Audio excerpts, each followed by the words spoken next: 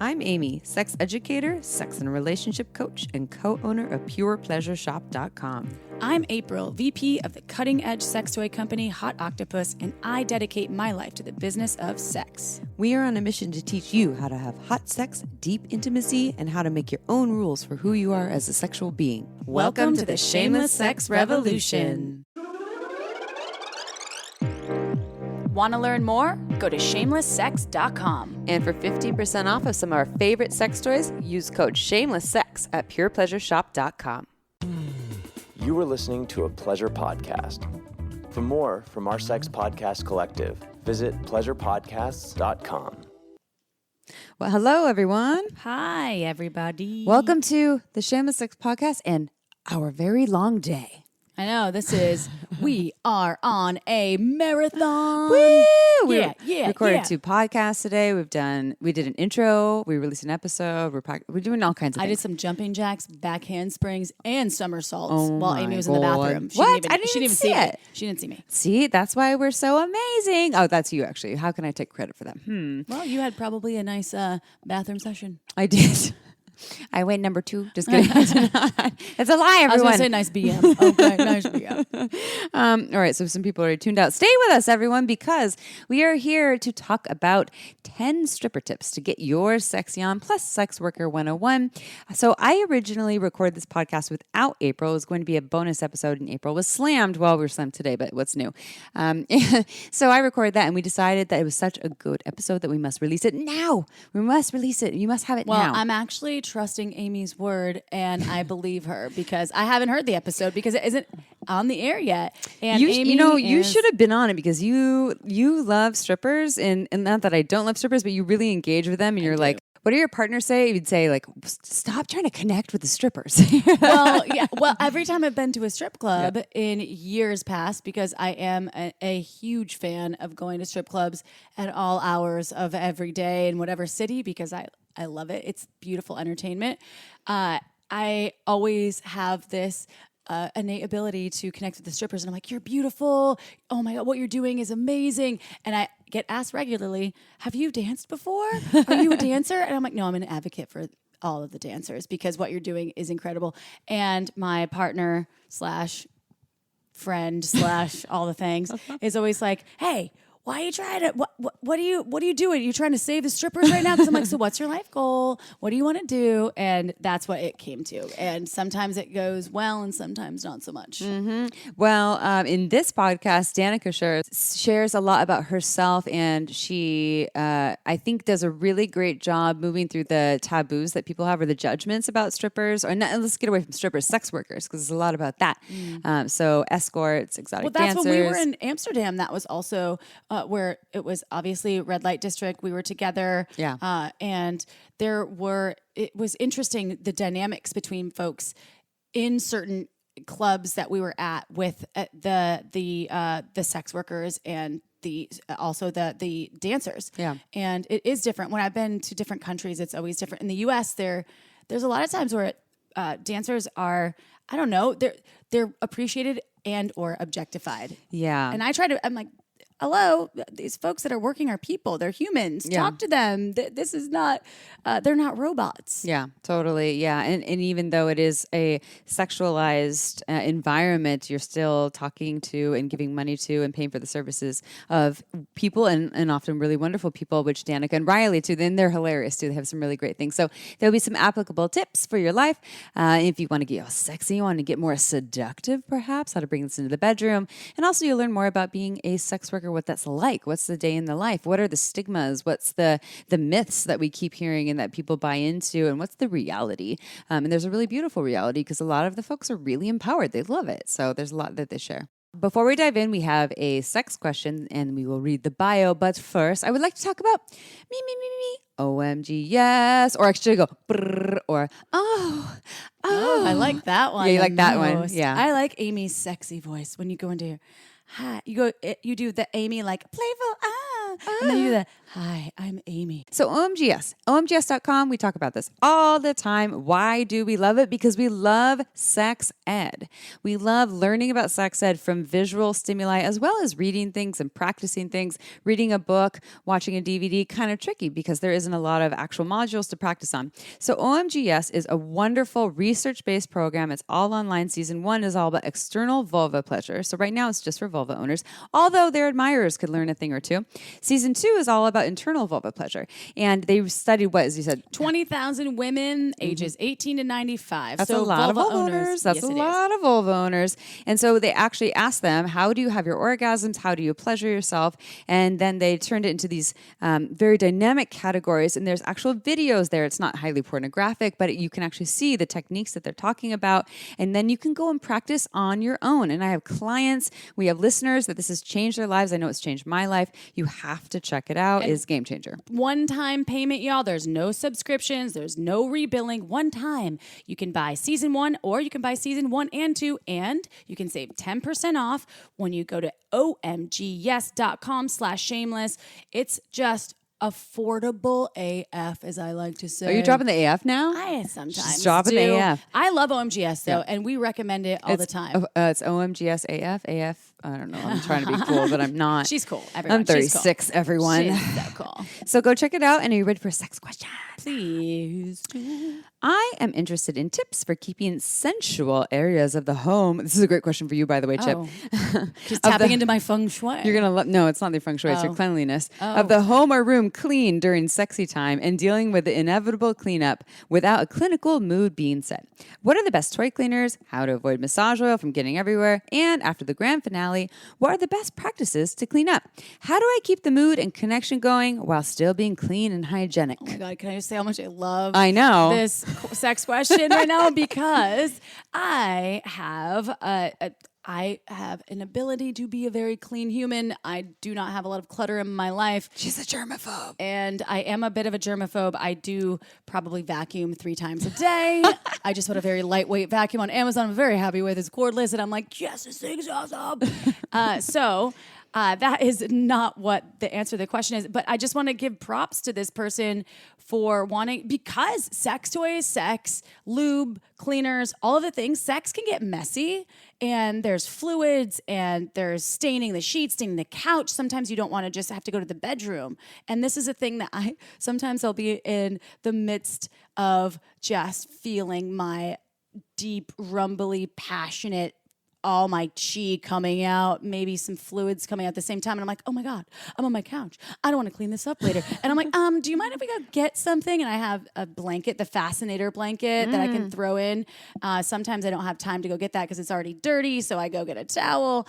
And that's the stuff that actually ruins sometimes my mode of like the, so it's good to have preparatory devices / tools to help you. So you can be in the mood. Yeah. Or like be present. You can be present. And I think that if you are a clean person, or maybe you don't care as much about being clean, but you don't want to do laundry all the time, having different things to help clean up the wipes that are really nice, cleaning up just that are softer on the genitals too. You know, have you ever used a scratchy towel to clean up? Yeah, that's not fun. Your bits and cum or ejaculate when it's on your body. It's like, you're scraping it. Some wipes are nice. And if you don't want to go hose yourself off in a shower every time you have ejaculate on you or you ejaculate, it's nice to just have the wipes. And then toy cleaners, I don't really use them. I use mostly It's like soap and water. Or I use honestly, I take them in the shower with me and do a whole shower. Unless they're like not waterproof at Right. all. Most toys these days are at least Yeah. water resistant.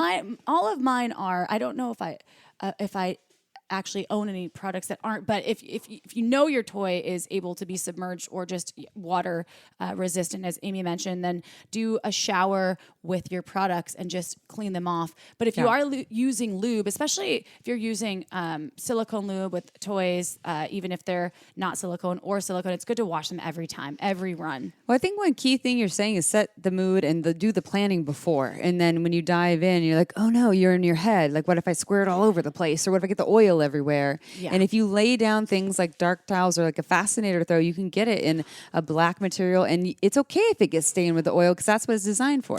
Also, you can keep, if you are able to keep the blankets, like the fascinator, it's not like a big tarp or something. It It doesn't like the size make of noise. a twin. Yeah, A little, and there's it's other wider ones than that, but that we've had that you can keep them at different areas, and you could get a few of them, but they're really easy. And a lot of times you can even let them dry and wash them later and just have some fluids on them. But they do save your furniture and your sheets. So I'm pretty sure you can actually pour a whole glass of water on the fascinator throw and it doesn't leak through. So moral of the story is plan ahead of time so you're not in your head. We talk about this all the time on Shameless Sex. Like, what can you do to be out of your head? And that makes everything more enjoyable. And so I just think some planning and setting the mood. Like April said, you're a resident germaphobe over here. And also there's not all wipes are created equal, like she said. If you go to purepleasureshop.com, you can use coupon code SHAMELESSSEX. You get 15% off. We have fascinator throws there. There's different kinds of wipes and things if you go to the toy cleaner section that are designed for your genitals and for your toys. I need another one, fascinator. Oh, wipe. really? Yeah, I do. I almost said fascinator wipe, but I need another fascinator. Jay from Liberator. Calling Jay from Liberator. Jay. Hook us up. Oh, I'll just go to Pure Pleasure and buy one. That's true. Or we can ask my mom for a Christmas present. We need an early Hanukkah present for Chip over here. Okay. Anyways, I hope we answered your question. Prepare ahead of time. April loves you because she loves her fellow hygienic folks. Are you ready for a bio? Yeah. All right. So Danica has a BA in psychology, is a public speaker and university guest lecturer, host of her own sex work and sexuality podcast, is devoted sex workers advocate, and has a successful career as an exotic dancer. She knows some stuff. To learn more, visit 50 plus a tip, that's 50plusatip.com, or listen to 50 plus a tip podcast on your favorite podcast app. But first, you know Amy and I are shameless when it comes to drinking wine, but summertime can be hard for us wine drinkers. Think about it. Red wine isn't that refreshing. Summer barbecues can leave you on a hunt for a corkscrew, and most pool parties frown against glass. So what is a wine lover to do? Well, we're here to solve your summer wine woes, y'all, with Bev. Bev is a female-first canned wine brand that has 5 varietals: rosé, sauv blanc, pinot gris, pinot noir, and a sparkling white wine to quench any wine lover's palate. And all their wines are 0 sugar and only 100 calories per serving. Plus, each can is crisp, dry, and has a little fizz to make your experience super refreshing. And Shameless Sex listeners receive 20% off your first purchase plus free shipping on all orders. I highly recommend their newest sparkling rosé, Bev Glam, or try their best-selling Ladies Night variety pack for all of their refreshing varietals. Go to drinkbev.com/shameless or use code shameless at checkout to claim this deal. That's drinkbev.com/shameless. And now it's interview time. But let's just dive on in. We always start with the same question for all of our guests, Danica and Riley. And it's if you can tell us about yourself and how you got to where you are today in the field of sexuality. Okay, so I'm Danica, and I'm the one without the cute accent, just the Canadian accent over here.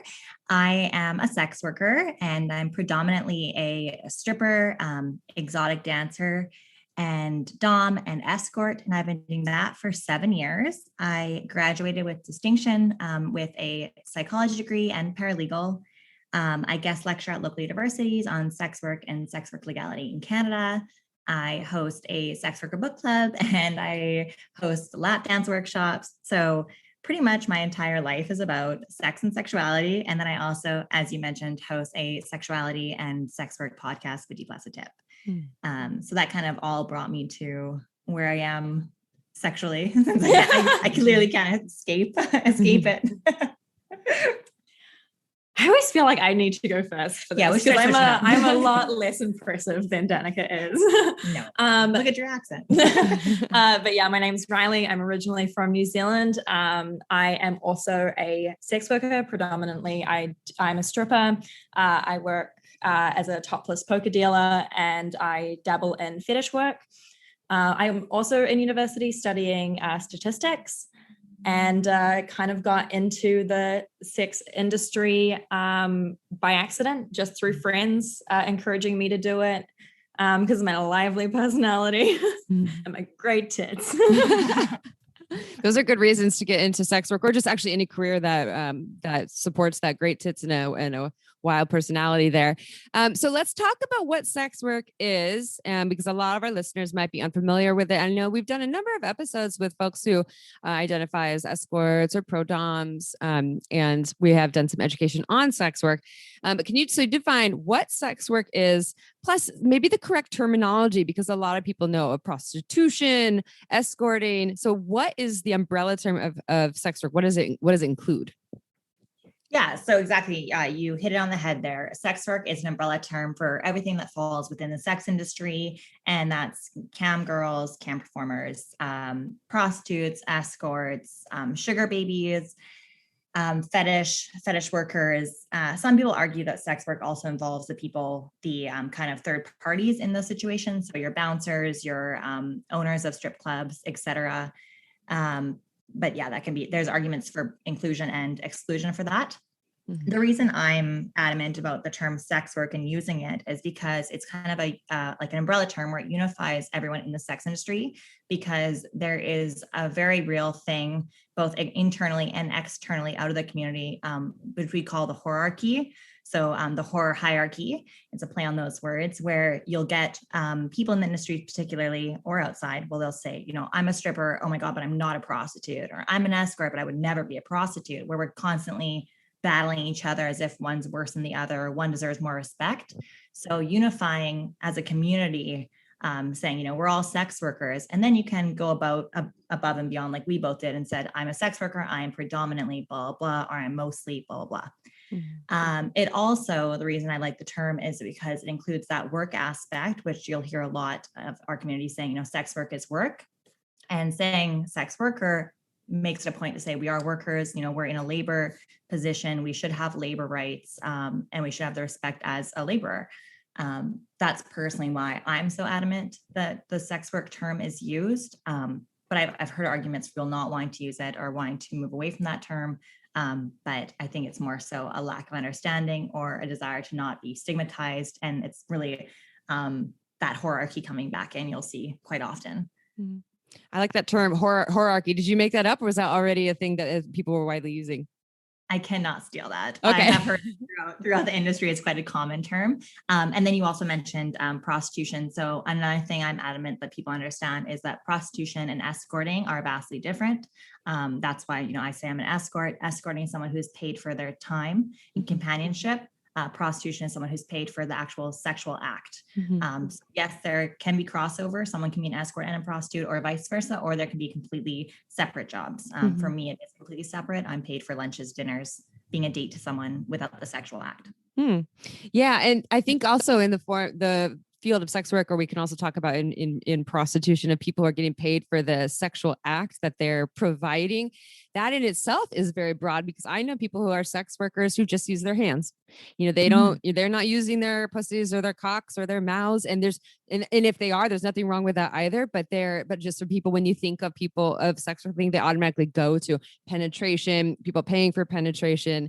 And again, nothing wrong with that, because here's the other thing that I find really, really valuable. Number one, we're in the time of COVID when we're recording this. This is an evergreen product, but a lot of people stopped having access to sex or to connection. Even you're talking about escorting, that's connection. That's quality time, connection, feeling wanted, desired, even if sex isn't a part of it. But there's an energy behind it too that can be sexual. So, and regardless of COVID, a lot of folks just for one reason or another might not have access, or maybe they have a disability too. This is why there's like surrogate work. And also I have people who don't do surrogate work, and they're sex workers who do work with folks with disabilities who still want to be sexual, and people decide you must not be sexual because you have a disability. And then also I'm assumed, and I guess this was another, I guess maybe I'll make this a question for you. Some of the reasons why people seek out sex work, so including escorting. I think a lot of it also is there's not a lot of strings attached. There isn't this added pressure of building a relationship of, if you're the receiver of sex work, and I have received various forms of sex work. I can talk a little bit about what that is.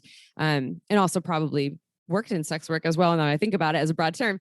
But there was no, like, as the receiver, you don't have to give, all that, you just get to show up and receive, and it can be all about you. So I guess if you have any other reasons why folks seek out sex work and escorting. I think well, you've mentioned a lot of them.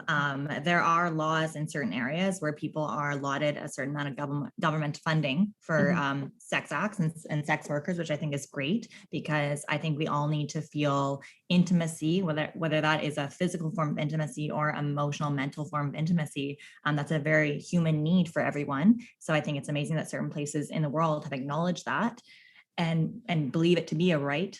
So that's important. Yes. People with different disabilities that's a huge thing, to provide for them. A lot of women and men, do that in their services as well.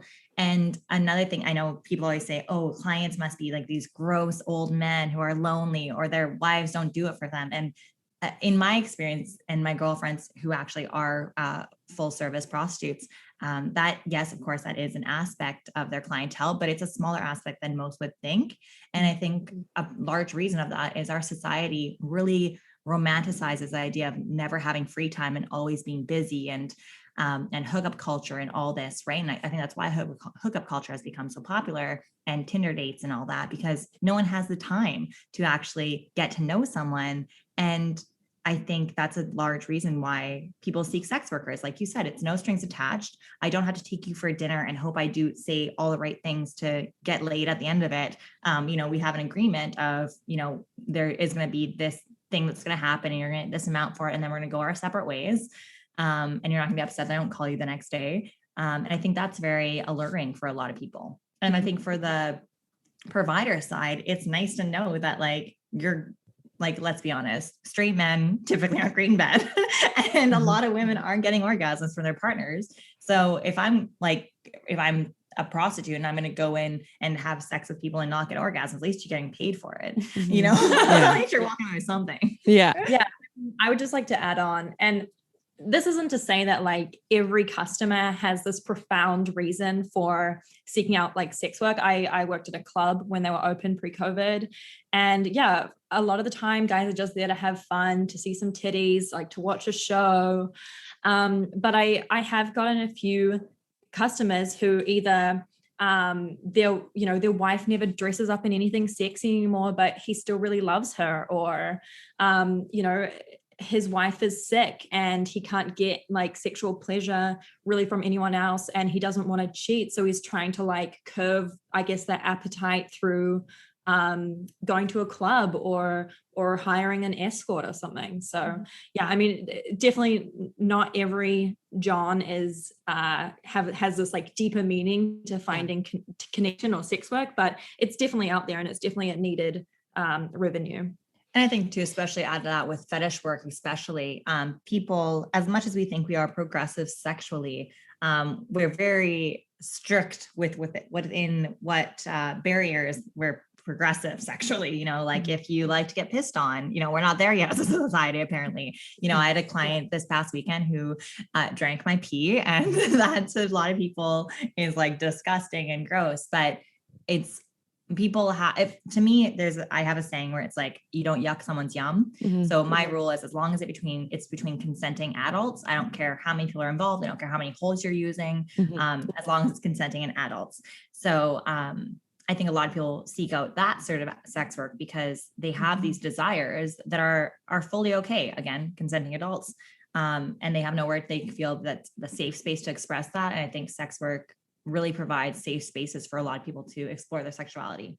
Yeah. And that is another need, right? Because we're all very diverse in our sexuality, and in the fetish world, especially if, like you're saying, if you have a fetish that is kind of outside the standard of what society usually is okay with, or deems as, I'm doing air quotes, normal, because I don't think there is a normal, and you find it hard. And I know in the fetish world too, there's like mild fetishes where you can still get aroused without these things. And then there's more stronger fetishes where these are things that are a big part of your life and your arousal. And if it's hard to find access to be able to express that or share that, a big part of you is kind of dead inside. You're leaving it on the back burner, or society's making you do that. So there's so many valuable reasons for I praise sex work, and I think that it is a really important profession. I would like to ask a question though, because I know that there's incorrect and really harmful stigmas about sex work. A lot of people have these stories of like, all sex workers have sexual trauma. They're all, they must be doing it because something's wrong. And, so if you can share a little bit about your insights about what are the stigmas that are quite inaccurate. Well, I've been in for 7 years, so I've quite the laundry list. Most common, like you said, their trauma, they come from a broken home. They have kind of some kind of drug or alcohol dependency or abuse in their past or present. A big thing is that sex work is a last resort, or it's a metric for failure in our society. So, if I lose this job, I'm going to be a fucking prostitute, or if I quit this, if I don't make it through school, I'm going to be a hooker. Like as if it's just the last thing you would ever possibly do. That no one would love us. That we wouldn't be able to have a real relationship with a partner, that you can't be a sex worker and a feminist. That's a big one too. There's a lot of swerves. So sex worker, exclusionary radical feminists are a big thing out there. But to me, like, I can't fathom how that's not feminism, doing exactly what you want, regardless of what the patriarchy tells you about it. Tells us that we can't profit off our body, that it needs to be freely accessible to men. I can't think of anything more feminist than being like, no, this is my body. Anything you want out of me, you're going to pay for. I'm going to get reimbursed for whatever energy, mental, physical, I'm putting into typically men, and profiting off the male gaze. It's pretty fucking badass feminism to me. That's how I view it. And then the biggest one too is that sex work is inherently dangerous, which to me, it's so blatantly obvious not the case. The only reason it's dangerous is, one, because of the laws we have that really prohibit people in the industry from properly working in safe conditions and properly vetting clients. And also the stigmas and the way we look at sex workers. A lot of the stigmas I listed there, it helps society look at sex workers as less than. And once we paint people in society as less than, society as a whole is much more likely to treat them like shit and abuse them and shit on them and not help them when help's needed. And so once that kind of combination of, we've made laws to make their life harder and we've told society they're less than, of course, those people are going to have more dangerous encounters because we've made sure that that's the case. So the actual act of having sex with people isn't dangerous. We would not more dangerous than anything else. If that were the case, we would prohibit things like Tinder, Bumble, hookup sites like Grindr, if that were really the case. And also, if it's so dangerous, why then do we allow a multi-billion-dollar corporation like porn to exist? The only difference, is that the government benefits billions of dollars off the porn industry, and they can't do it off, independent contractors of prostitutes. But that's my rant. I would just like to add one pretty important stigma is that all sex workers are dirty and diseased. And I think it's such a harmful stigma to be attached to the community, because and this isn't to go for everyone. And I have to say, like, the girls that I know in the industry and that Danica knows in the industry, we both work from a place of privilege. We're both up street sex workers. We say how, when, who, where, and why. And it's definitely, we do not face the same issues as people working for survival sex work. But, those in a privileged space, like most of the girls that I know that engage in some sort of prostitution or giving and getting sexual acts are getting regularly tested. They have a standing order like every couple of weeks, because it is your job to be healthy and safe. And no woman wants to risk that. And, also, we joke that every time you go to a doctor's office and you ask for, like, a sex worker asks for a throat swab, they automatically know that person's a sex worker, because a lot of vanilla people aren't thinking about STIs in their throats, and they're sure as hell not using condoms for blowjobs. Yeah, your doctors are outing all you squares. You aren't getting you're outed. 100%, like exactly what Riley said. It's a huge one. As a non-prostitute sex worker, I still have a standing order, regardless if I've had new partners or not. And I get tested religiously every 3 to 4 weeks. And I do a full blood work, throat swab, everything. Luckily in Canada here, it's free. So we have that ability. And that's, again, another part of our privilege that we have here. but yeah, it's crazy when I talk to my girlfriends who are squares and I'm like, and they talk about giving, you know, Brad from the bar a blowjob. And I'm like, did you use a condom? And they're like, no, what? People use condoms for head. And I'm like, no, oh, your poor throat, get tested. Brad definitely had something.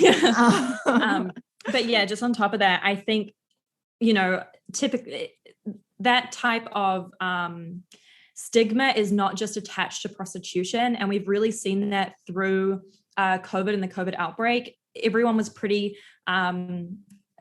quiet about what industries were getting or what workplaces were getting COVID at the beginning of the pandemic, because there was a lot of stigma attached to COVID as this new disease. And then, of course, the first news breaking place was that someone had gone into the strip club with COVID, and the comment section underneath it was like, well, COVID's the least gross thing that you're going to be able to get from these people. Like, it was just...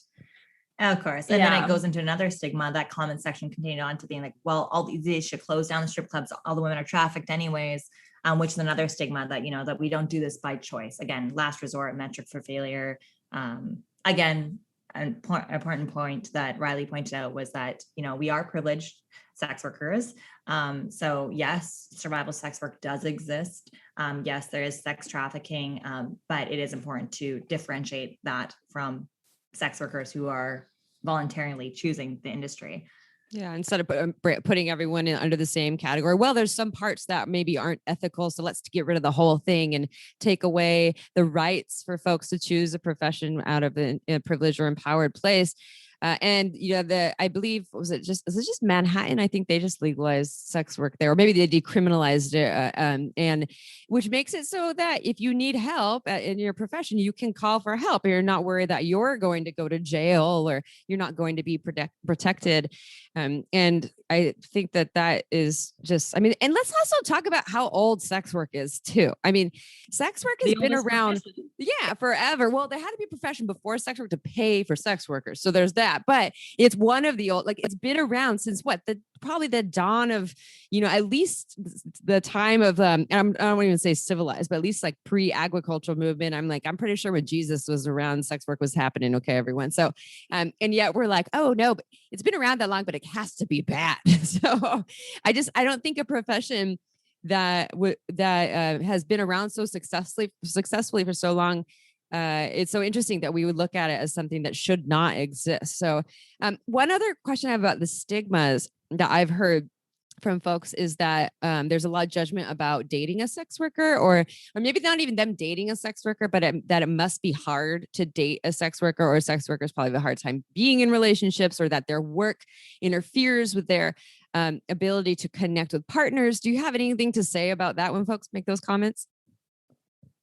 Yeah, I think there, at least speaking from my experience, there is truth to that in the sense that it can be hard dating as a sex worker. And it's not because, you know, we're hard to date as individuals. I think it's very hard to explain to someone who's not in the industry how we can disassociate or how we can compartmentalize things like that. So if you're with a partner and you're an escort and I'm going for a lunch date, to my partner, in his mind, I'm going on dates with men. Do you know what I mean? It's not that I'm seeing a client for a quick business meal that I'm getting paid to enjoy, and then I come home to you who I actually love. So I think that's a really hard thing for a lot of people not in the industry to wrap their head around, how we can see our clients as clients, not as potential love interests, and that they're not a threat to our relationship.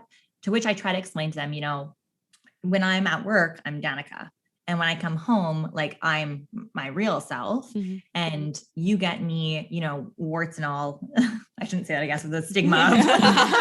You know, I can sexy genital warts. No, just kidding. I'm kidding. I'm very, for lack of a better term, clean. Okay. Yeah. But I have Coke bottle glasses, and I put my glasses on, and I'm really selling myself right now, but you get hoodie, and you get the real me. And that's kind of one way I've tried to help them understand that it's kind of just like an actress. Like, you go to work and you're an actor and you're a performer and you have clientele, and then you come home and it's the real you.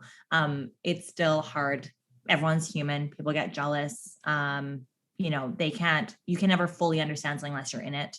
And the sex industry is one of those things. but yeah. And then I also find too, when you do get in a fight with a partner, and I know Riley's looking at me, she's thinking the same thing. When you do get in a fight with a partner, no matter how cool they are with your job, somehow the first thing that comes up is, well, you're a fucking escort. You're a fucking sex worker. Which kind of tells you really their true thoughts on the matters. That's the first thing they throw at you. So it is hard in that sense. And also, like, even if you're not a prostitute, our industry is the sex industry. There's a lot of sexual energy to give, whether it is just going for a lunch. You know, you're not sitting there, you know, just dressed like a bum, like, you know, swearing every second word, being like whatever, like you're with your bros, like you are giving sexual energy. So some days when you've had a long day, like you are sexually depleted or mentally depleted, just like any job, right? Like you only have so much of you to give. That you need a partner who understands that some days you don't want to come back home and backflip on a dick. Like you just want to, you know, you want to put your glasses on and you're, you know, just chill. We always say everyone wants to fuck a stripper. No one wants to date a stripper or a sex worker. So it's like very fun and you can novel to like tell your buddies that you are seeing a stripper until the jealousy starts.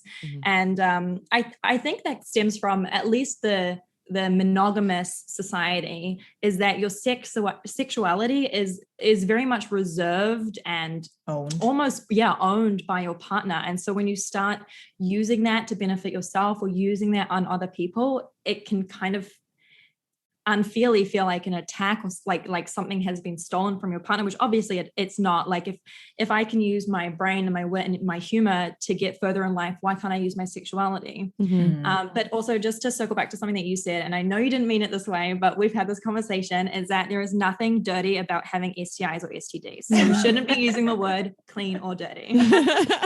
I like that correction. Yeah, because that's a big stigma for people. And again, let's talk about something that's really common is having STIs or STDs or having them at some point in your life too. Like anywhere from the clean and dirty aspect of it, and just normalizing that, you know, as April and I, as sex podcasters, but also sex educators, and we work in the sex toy field. I opened a sex shop in 2008.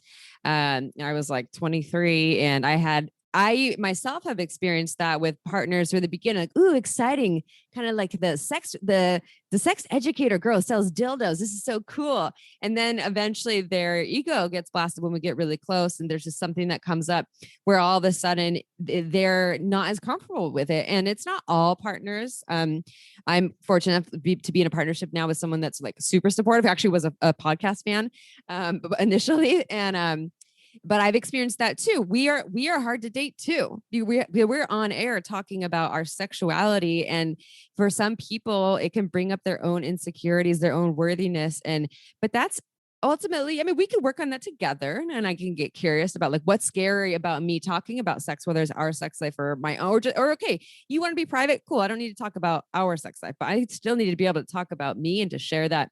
And if that's too much for someone, then I would get really curious, like, what about that is threatening to you? Like, what do you think that because I share more about my sexual self vocally, that like I'm going to go out and fuck a whole bunch of people, or I'm more like, or they're all going to now all of a sudden be able to fuck me, or like I'm more likely to have an affair, or to, you know, it's like a lot of these things. I'm like, dude, I can walk down the street in a turtleneck. People want to fuck me. So and I don't have to talk about sex for people to want, and it doesn't mean I'm going to do anything about it. So I find that interesting. And so I think there's different degrees, right? Like mine comes from like being a sex educator, but it's still here.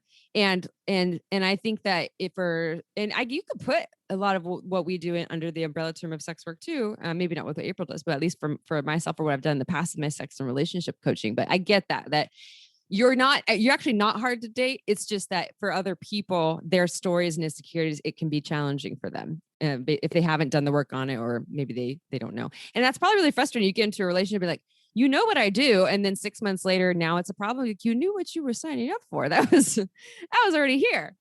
You always wonder why you don't quit though. Yeah. You found love. Why are you still working? Like, You still need to pay your bills.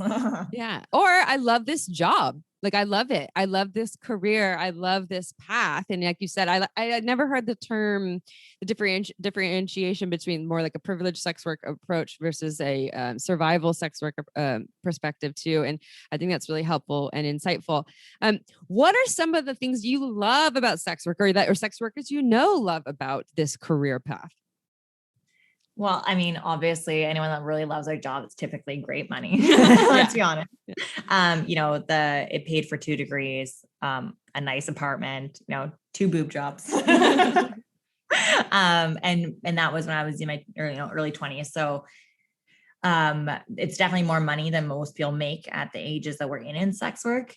So that's probably the hugest thing you're going to get. And then the freedom and flexibility to schedule is great. We could take months off at a time. When I've had family pass, I can take months off, and do that self-help, take the time off for that, which is not the case in a lot of jobs. I don't have to answer to anyone or ask permission. My job's still there when I come back. Or I want to take vacation, or on the flip side, if I want to work and bust my ass and work, months straight. When I used to work in Fort Mac, girls would come in from Quebec and they'd work, 6 months straight and then take 6 months off. There's not many jobs that allows you that kind of freedom. We also are in a job where we can travel, maybe not right now, but before we could travel places and have a job when we got there. That's an awesome freedom, especially at a younger age, being able to do that. And then things that people don't really think of. You meet a lot of amazing people in the industry.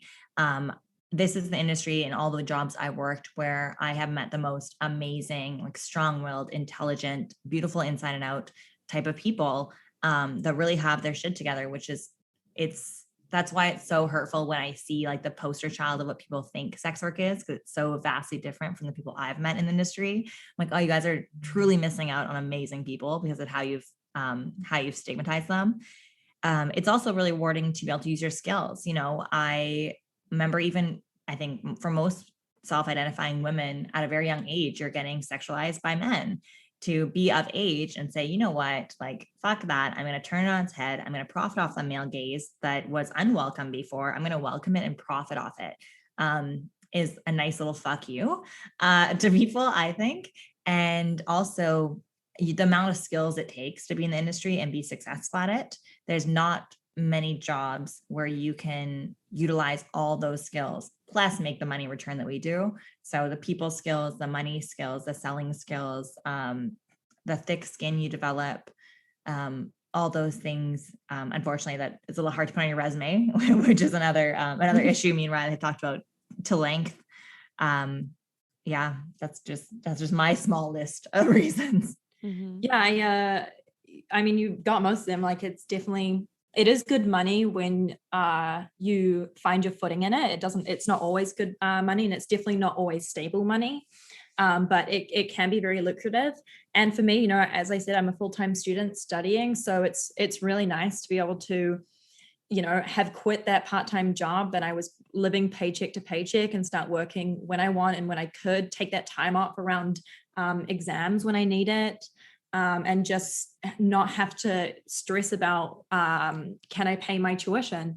Can I pay my rent if I take this time up for exams? Can I afford a tutor? I have a tutor, and I understand that I can only afford a tutor because of the work that I do. Mm-hmm. And then also something that I really love about this job is it really opens so many weird little doors and windows that you never thought that you would be able to experience. And as both me and Danica said, we have dabbled in some type of fetish work. And it's really great and fun to kind of be that person and to have people very vulnerable to you, asking if you can kind of take their hand and lead you through something and to kind of be a part of that. It's really cool. Definitely. There's definitely a very rewarding, not always. I think it's important to note, just like any other job, people always say, is sex work empowering? And it is, but I think it's important to note. I think it's important to note, there's my Newfie accent weirdly coming in. It's important to note that we don't make that demand of other jobs. You don't ask the trash collector. You don't ask the barista at Starbucks, are you empowered? If you're not, you shouldn't be in this job. You're clearly trafficked. But there are, like Riley said, very empowering aspects of it when you sit with a client, and especially if you can, if to have someone want to pay for strictly your companionship and your conversation, and that they walk away feeling that was money well spent and they've taken something from that interaction, that is a really rewarding thing to walk away from. And especially on the level that Riley was talking about, where we can help someone take their hand and guide them through exploring something sexually in a safe space and providing that for them, that can be very, very rewarding. Okay, time for a quick break. This podcast was made possible by Uberlube. It's a luxurious silicone lubricant that enhances sex and intimacy. We receive emails from listeners who have tried Uberlube, and the feedback is unanimous. We never knew lube could be this good. It's also less likely to throw off the pH than most other lubes, and there are thousands of doctors recommending Uberlube to their patients, whether they want to make their hot sex even hotter or for folks experiencing dryness. Uberlube is without a doubt my favorite lube. It has no flavor, no scent, and feels absolutely amazing on my body. And it isn't just for sex. I use it to tame my hair frizzies, to prevent chafing, and I even put some in my mouth before an oral sex session. Totally ups my blowjob game. Oh, and the bottle, it's beautiful. It looks like a cosmetic product, so I just leave it out on my nightstand, totally shamelessly. To learn why we think it's the best lube on the planet, check out uberlube.com and use code SHAMELESSSEX for 10% off, plus free shipping. Again, that's uberlube.com and use code SHAMELESSSEX for 10% off and free shipping.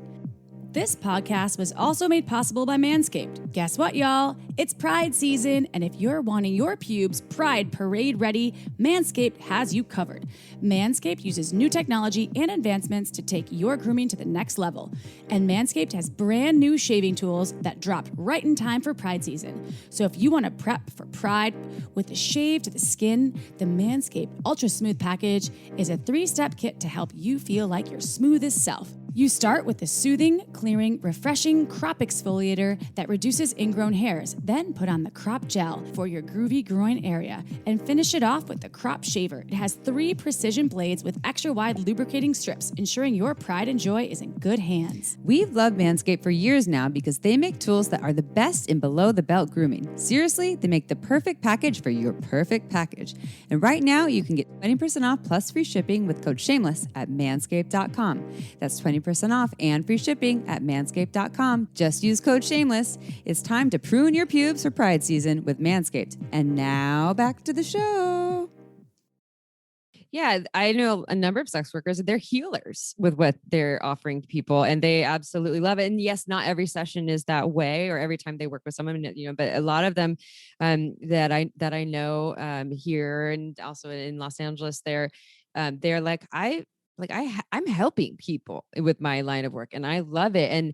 And this is what feels authentic to me in my expression of how I want to help people. And again, like you said, it's not always that way, and it's not all forms of sex work or all people in sex work are necessarily doing that. But I think throw that in the box of the reasons why people choose this profession, what they get out of it. And I like what you said also, that we don't question the Starbucks person, like, oh, you're not in your power, so you need to quit this job right now. This isn't right or ethical, or this is wrong. It's like, there's, I think I truly believe that we all have one or multiple purposes on this planet that are kind of unique to us, whether it's in our genetics, whether it's in our, our ancestral karma, or it's from our upbringing, from what we learned or what we didn't learn, et cetera. And that if we truly live our authentic expression of what that is, and for some people it's multiple expressions of that, then there's, that it would fulfill the world and all these professions that we have. And some jobs need to also just get done. But I think when you're talking about sexual pleasure, it's something that people have the ability to choose to, or like what you also said about the in the fetish world too. Again, it's, people have the ability to choose, one, to work in that as a sex worker, but also people have the right to choose, like the people paying for sex work should have that right too, to be able to choose, hey, I want to heal my body in this way. I want to nurture or nourish. I want to feel alive right now. And we say it's okay. Like you can go fucking jump out of a plane and feel alive from skydiving, but you can't go and pay a sex worker or go to a club and have this like ecstatic experience. Cause I know that's how it is for a lot of folks, but it's our judgment about like what aliveness is okay or what healing is actually healing. And if the genitals are off, oh no, it's not that. I know that you also teach, so you teach lap dance workshops to people. You said that in the beginning, and which makes me think that a lot of sex workers probably have some really great tips. Maybe it's for sex or relationships or feeling sexy or seductive or empowered for non-sex worker folks. I'm curious if you have any tips that you'd like to share if they're like, oh, I want to learn some things to incorporate in my life. Yeah. So yeah, I do the dance workshops, the lap dance workshops, and it's definitely open to sex worker and non-sex worker. And I usually get a pretty good split.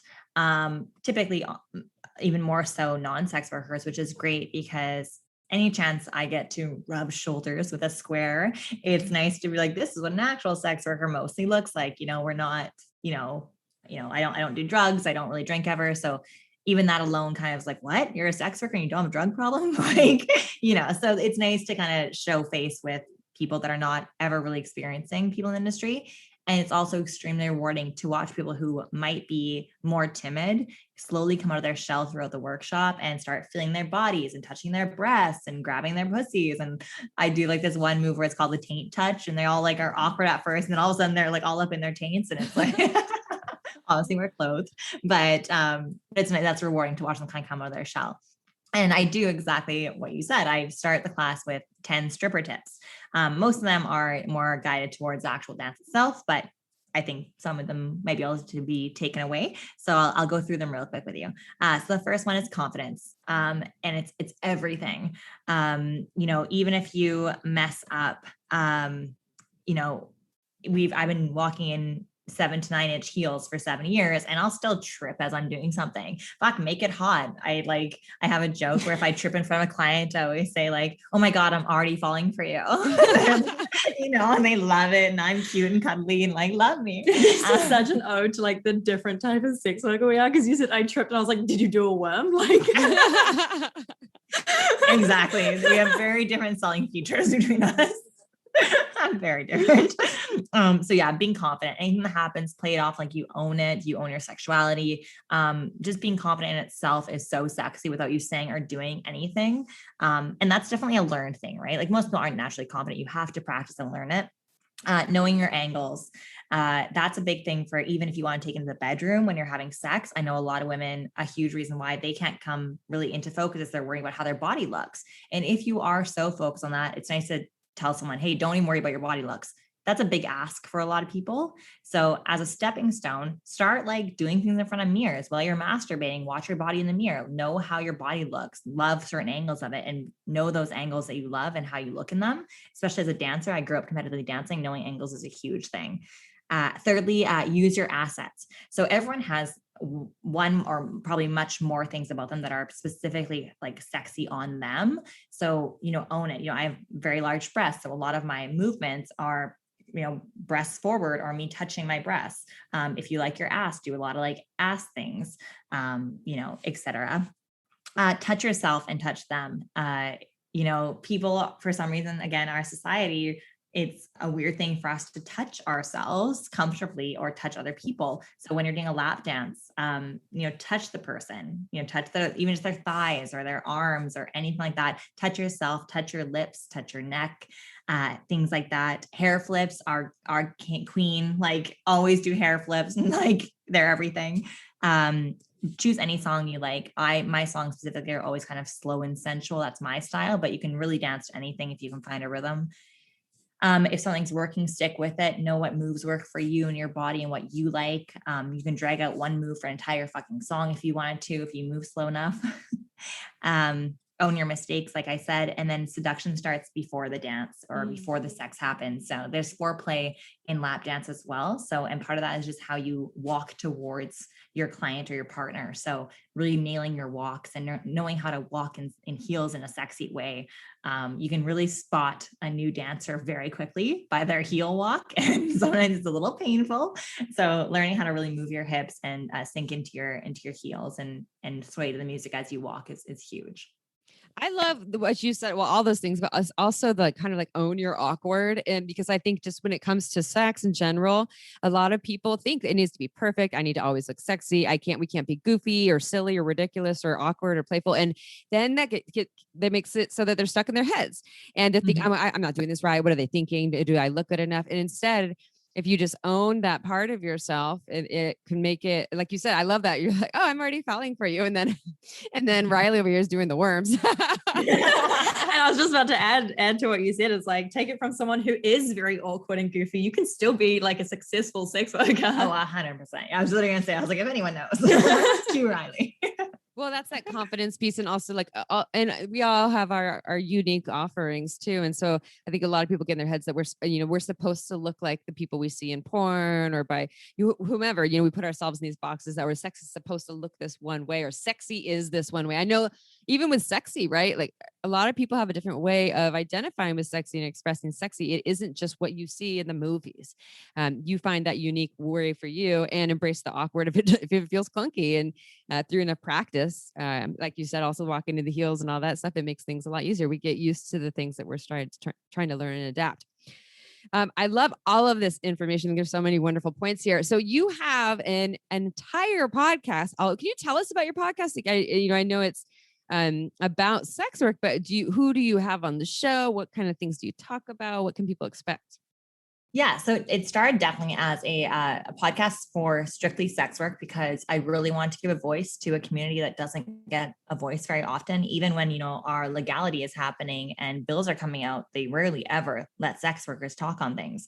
So I really wanted a space, no matter how small it was. It's really taken off, which is amazing. Mm-hmm. But I just want, even if one person listens to it and they learn something about sex work or learn something about sex workers, my goal has been met. And I realized that there was a real need and a real want to listen to sex workers' voices. And then as it progressed, I started to have more and more people coming forward talking about sexuality more as a whole, people that have been married just for 30 plus years saying, my sex life is dead. I really want to start, exploring elsewhere. I don't know how to have that conversation. Do you have advice? Or, I want to start dressing up in the bedroom and I'm worried my partner's going to make fun of me. How do I have that conversation? Or another individual reached out and said, I've been married for X amount of years and I've been dressing as a woman in my free time. I've never told her. I want to start exploring that more. So with all that, I realized I guess I really do want it to be sex worker mainly, but I do want to start exploring sex work or sexuality as a whole and having a safe space for people to really talk about that. So we started to open it up to having transgender individuals coming on. We had polyamorous couple coming on and talking about how they've navigated that in their marriage. We've had drag personas, drag queens coming on. Obviously, a lot of sex workers, cam models, prostitutes, sugar babies, all those as well. Sex educators, sex philosophers. Like I said, people in marriages exploring sexuality in different ways. And then Riley came on as a guest one time and people didn't hate her. So she started coming on more and more. And now I can't get rid of her. That's fun. Are you guests on that? You go on the show every episode, Riley, or you just join on the occasion? Season 1, I joined on the occasion. Season 2, I was on every second episode. And season 3, I managed to... more often than not. Yeah. Well, you two make season 4 is starting soon, so stay tuned. Fun. We get to make a good team. So if people want to listen to the podcast, also I know you have various things like OnlyFans and things like that. How can people find you, work with you, learn more about you, both of you? Yeah, the best way is just through Instagram. The handle's at 50 plus a tip. So at 50 plus a tip. That's the quickest way. And then there's a link in the bio as well that kind of directs you to all the other platforms. Cool. And it's a 50 plus a tip on you're on iTunes and all those places too. Oh yeah, for the Spotify, Apple, all that All good the stuff. things. All the things, yeah. What about you, Riley? Do you want people to find you, or are we finding you through 50 plus a tip? You can just find me through 50 plus a tip. There's a 50% chance that she'll pass on the message. And Right. a 100% chance they're going to think I'm your pimp now. No, you're a team. It sounds like a team effort here. So I love that. April and I usually have that too. And it's always fun having, another energy that complements what we I'm sure you two work well together. You build each other up, and you're both offering different things. Like you're embracing the, like, oh, I'm just falling for you. And she's doing the worm. So it's perfect. It's great. I love that. That comments kind of reminds me a little bit of April and I don't know. We're both awkward. Anyway, yeah. I think April would be the worm. I'm pretty sure she would be the worm. And I would be more like, oh, hey, yeah. I don't know if I would be that crafty though. That was a good one. I'm going to use that the next time I trip those, or something similar along those lines. I'll give you credit. Well, thank you so much for guesting on our show. This is really insightful. And there's so much we could have spent hours talking about. I'm so curious, even the depths of the legal stuff that you're doing. And I love that you're giving a voice to a huge profession and an important one. And thank you, Riley, for joining us too. I love both of your energies together. So for all of our listeners, go to Instagram and go find 50, that's 50 plus a tip. And then you can find all the links to their offerings. And a lot of the offerings are, podcasts are free. So you can listen to information. And let's see what else. If April was here, she would say, oh, go review us on iTunes if you haven't done so. It really helps us get the message out there. We have listeners that are global, and a lot of people live in places where they don't have access to sex education. So by having a free podcast such as this, we can get it to the masses and get sex education all around the world to all communities. So just all you do, go to iTunes. If you are subscribed to us, you have to look at the review part, but actually just find the review part, write a review. We love 5 stars. And let's see, we normally air our episodes every Tuesday. So April would say, see you next Tuesday, and ciao for now. Want to learn more? Go to shamelesssex.com. And for 15% off of some of our favorite sex toys, use code SHAMELESSSEX at purepleasureshop.com.